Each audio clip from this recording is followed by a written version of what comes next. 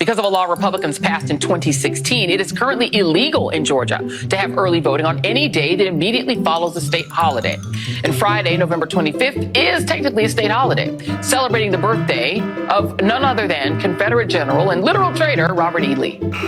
Welcome to this week's Wacky Moments of Leftist Extremism. As we all prepare for the upcoming Thanksgiving holiday, many of us have the following Friday off as well. Some people even go Black Friday shopping, but MSNBC has a theory about why you might really have that day off.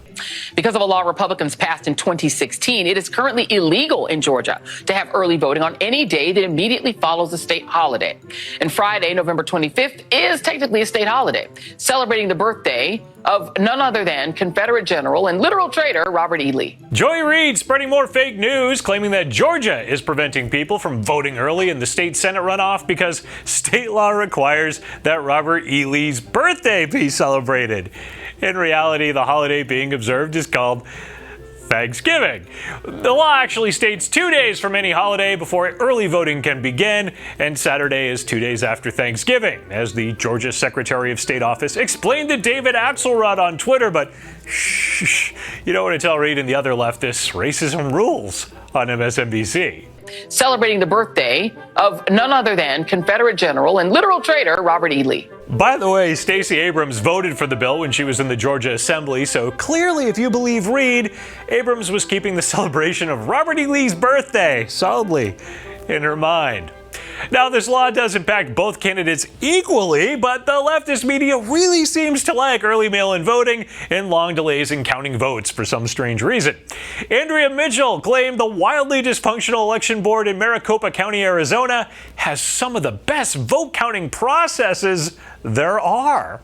Mark, let's talk about what we've learned from, for instance, what's happened out in Maricopa County, what's left out there in terms of how the vote keeps, coming in, despite all of what has been said by Donald Trump and other election deniers, and now beginning to be also Kelly Ward, who's falling behind about, Katie Hobbs. But for the governor's race, Maricopa County has some of the best vote counting.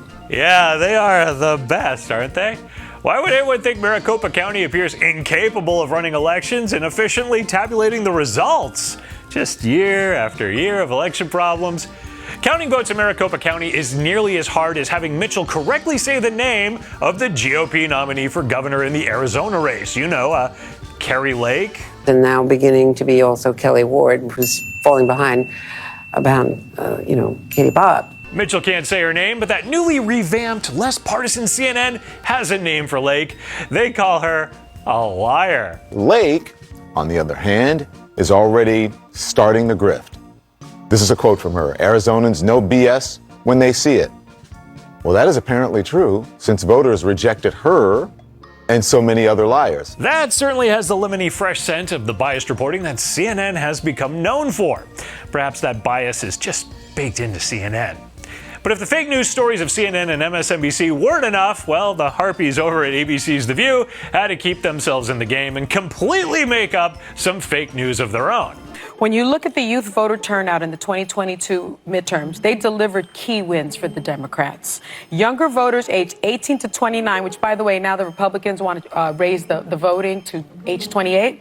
They do? Can you name a GOP legislative leader that has actually proposed this idea? Of course not, because it's just not true.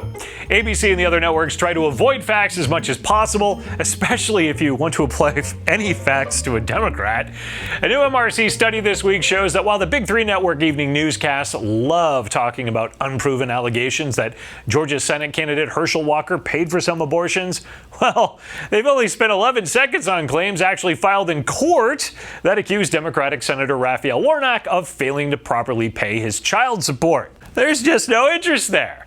But the leftist networks were definitely invested in gushing over Nancy Pelosi after the Crypt Keeper announced that she will not seek a leadership role within the Democratic Party when she steps down as Speaker. Her leading the prayer, to me, is a significant moment. She's always put her faith at the forefront, even when her detractors were kind of saying that's not something Democrats would do, I think. In the sense that she has always pushed programs to help children, whether education programs, health programs.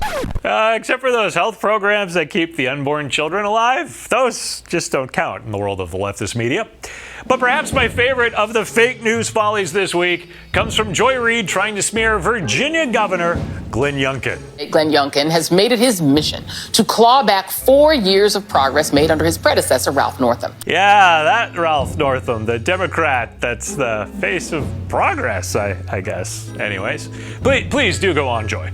And now, Youngkin's political appointees to the Virginia Department of Education have released new standards of learning.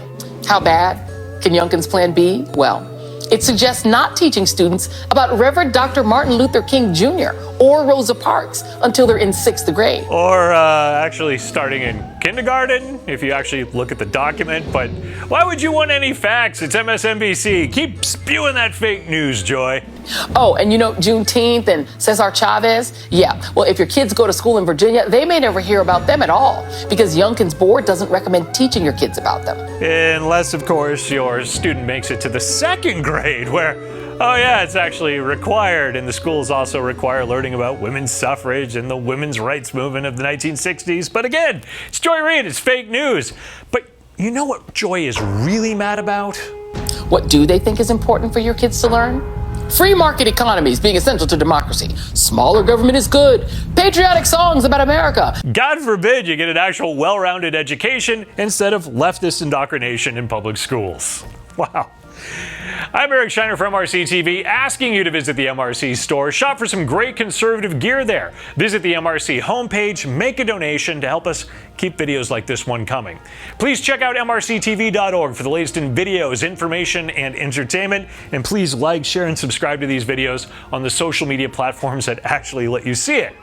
We'll be celebrating Thanksgiving next week, not whatever Joy considers that holiday, but after that, we will return with another look at leftist media madness.